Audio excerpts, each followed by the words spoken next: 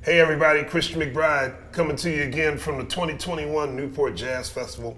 And I am sitting here with someone who made her debut at the Newport Jazz Festival, and you just killed everybody. Thank you. Oh my gosh, you so everybody's much. in love with Miss Danielle Ponder. How are you, my friend? I'm doing good. I'm on cloud nine. This was just an amazing experience. Well, thank you for being here, and I knew everybody was going to come away just mesmerized as they did. Wow. Now, when you started working professionally, like when you started doing your first gigs, who helped you? Like, how did you conceive your first set? You know? Yeah, man, I've had so many musicians from where I am in Rochester, New York. We were in a family band when I first started. Is that right? Yeah, so at 16, my cousin Bobby, my cousin Nisi, we were in the garage putting these things together. These songs were terrible, but we really, I formed such a bond with them, and that's where I really started writing. But throughout the years, there's been other musicians, Avis Reese, who's my music director. We now write all of the songs you heard today. Me and her have written all those songs together. I'm just thankful for how many people have surrounded me and heard my vision and helped it come to fruition. And my sister Sherelle, who's a vocalist, she's someone, she called me after the set, okay, how was it? How was your voice? How was it?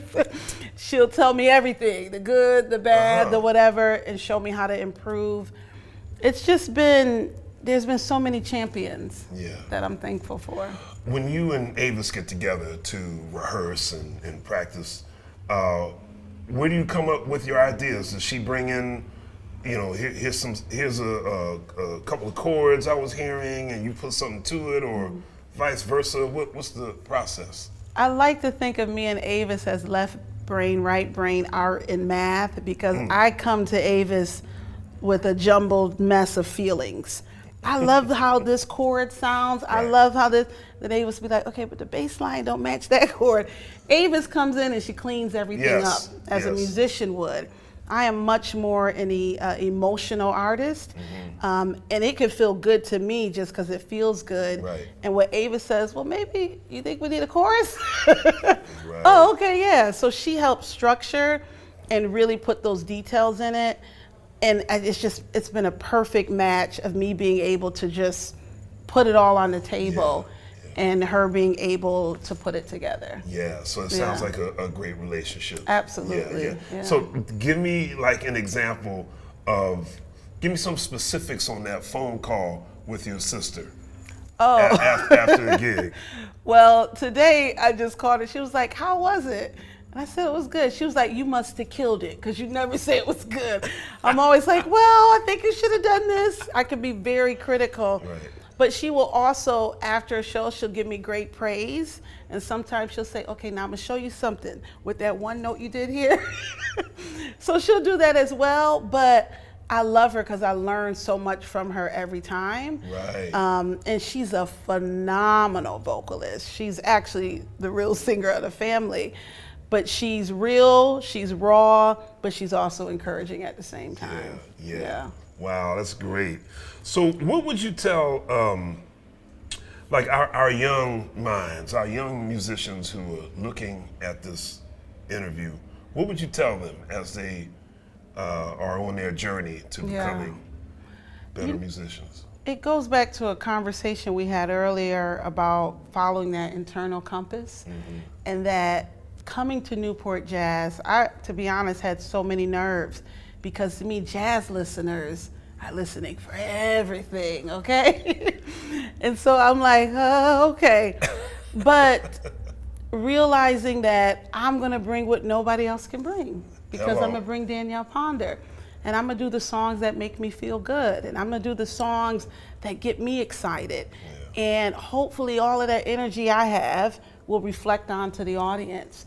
So that's what I wanna hold with me, especially as I move in my career. There's gonna be a million people saying, do it this way, do it that way, or this person's more technical and that person's more.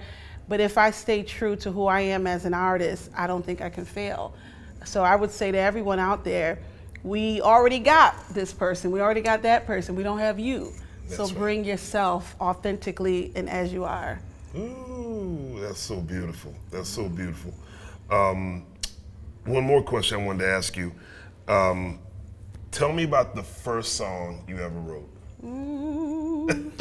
I remember it like it was yesterday. It was about a boy in my high school. Child didn't deserve a song. He didn't deserve that song. But it was a heart without love is like a flower that just don't bloom. And a face without a smile is like the dark sky without a moon. 14 for somebody who named my kid and remember. But I was just You don't like, even remember his name? I don't remember his name. But I didn't understand why he didn't like me.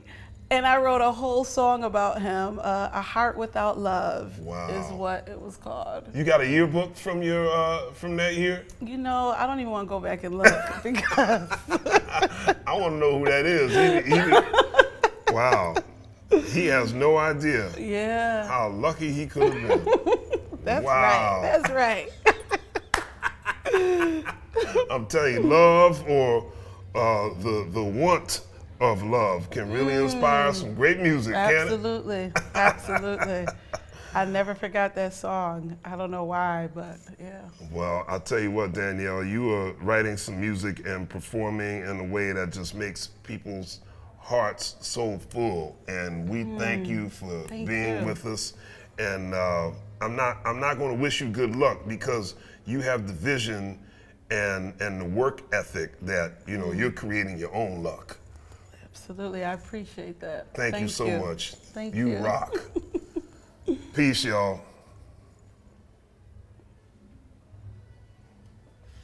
Oh, thank you for singing. That was such a pleasant surprise.